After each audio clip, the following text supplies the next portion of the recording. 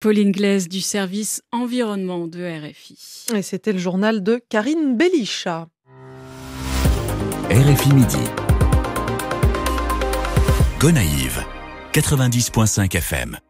En Haïti, donc le gang Kokorat Sanras, installé à l'entrée sud des Gonaïves, serait avec d'autres groupes armés en train de planifier une attaque sanglante contre cette ville d'environ 300 000 habitants. Depuis plusieurs semaines, des messages de menaces tournent en boucle sur les réseaux sociaux, notamment dans des groupes WhatsApp. De quoi susciter la peur au sein de la population qui se sent vulnérable face à ces gangs qui ont déjà envahi fin mars la ville de Mirebalais dans le département du Centre. Dossier signé Ronel Paul. Depuis l'annonce d'éventuelles attaques des bandits sur la ville des Gonaïves, Maître Jobet Janit, avocat au barreau des Gonaïves, ne dort que d'un œil. Il dénonce régulièrement les exactions du gang Kokorat Sanras et il craint donc d'être l'une de leurs principales cibles s'ils parvenaient effectivement à prendre la ville. Jobet Janit. Effectivement, il y a un ensemble d'habitudes, par exemple. Il y a certaines habitudes, par exemple sortir avec des amis, aller en boîte, que j'ai dû éliminer totalement. Je suis obligé de prendre très au sérieux ces menaces, parce que le chef de ce gang avait même cité mon nom comme étant quelqu'un qui représente une menace pour eux, puisque je dénonce régulièrement les actions manquées de la police nationale contre le gang Kokorat Sanras. S'il parvient à attaquer la ville, je serai le premier à être ciblé. Jobet Janit est loin d'être le seul à être aux abois face à un éventuel assaut des gangs sur la cité de l'Indépendance. Cabral Piercin est journaliste. Il constate dans son quartier que les habitants sont de plus en plus stressés et selon lui, ils ont de bonnes raisons de l'être. Il fut un temps où les gangs occupaient seulement les routes nationales. Maintenant, ils veulent prendre des villes. Mirebalais en est un exemple frappant aujourd'hui. Ils avaient annoncé qu'ils allaient attaquer Mirebalais. Les autorités n'avaient pris aucune disposition pour les en empêcher et ils ont envahi la ville. Quand vous n'avez pas de stratégie bien définie, quand les autorités étatiques ne prennent aucune disposition pour transférer la peur dans le camp des bandits et qu'ils continuent à circuler comme ils veulent, ils prennent autant de territoire qu'ils souhaitent. Voilà pourquoi on croit aux menaces. Et il n'est pas le seul. De leur côté, les autorités de la commune des Gonaïves se montrent très préoccupés par les menaces à des gangs. Depuis plusieurs semaines, la direction départementale de la défense, la délégation, la municipalité et le commissaire du gouvernement multiplient les rencontres avec différents secteurs de la société civile. L'objectif, trouver un moyen efficace de mettre à mal toute tentative d'invasion criminelle de la cité de l'Indépendance.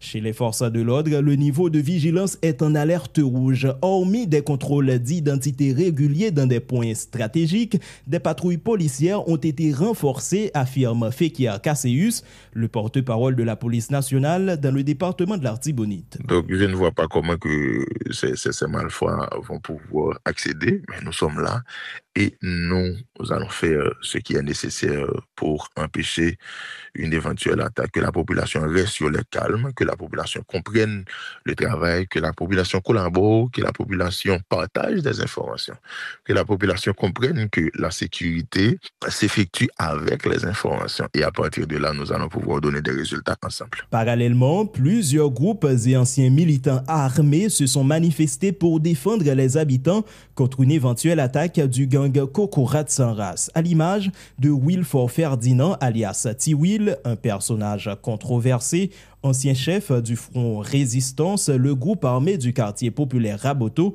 celui qui avait poussé à l'exil en 2004 l'ancien président Jean-Bertrand Aristide. Ronel Paul, RFI.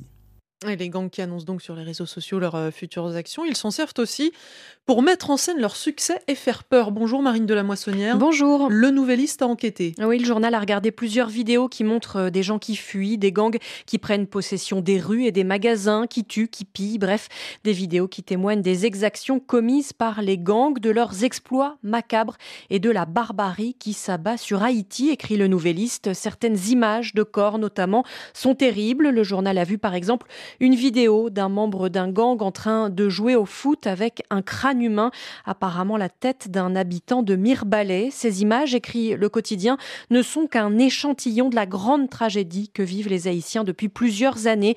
Elles nous rappellent surtout que les groupes criminels se donnent un permis d'extermination et qu'ils exécutent leurs œuvres destructrices malgré les promesses de nos autorités faisant croire qu'elles travaillent pour le retour de la paix dans le pays. À propos des autorités justement et des forces de l'ordre, le Nouvelliste se demande où sont passés les Kenyans déployés en Haïti. Depuis le 25 mars dernier, quand un officier kényan a été tué, on entend peu de nouvelles de la mission multinationale dirigée par le Kenya, écrit le quotidien. Les villes de Mirbalais et de Sodo tombent aux mains des criminels. Les Kenyans sont aux abonnés absents.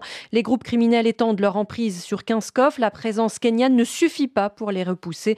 Se désole le Nouvelliste qui rapporte qu'on ne voit plus désormais de blindés dans le centre-ville de Port-au-Prince, mais qu'on se rassure, selon un porte-parole de la mission interrogé par le Nouvelliste, la force multinationale a juste changé de stratégie.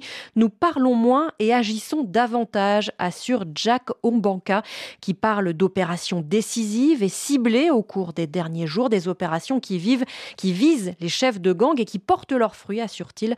Au cours de la semaine passée, les gangs ont subi de lourdes pertes dont nous ne pouvons pas révéler le nombre, ajoute ce responsable. La force multinationale qui comprend pour l'instant plus de 1000 soldats et qui peut désormais compter sur des renforts jamaïcains.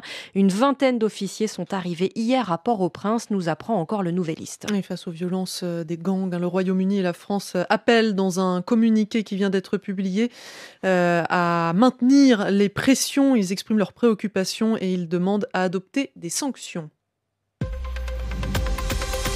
RFI Midi, Le Monde à la mi-journée.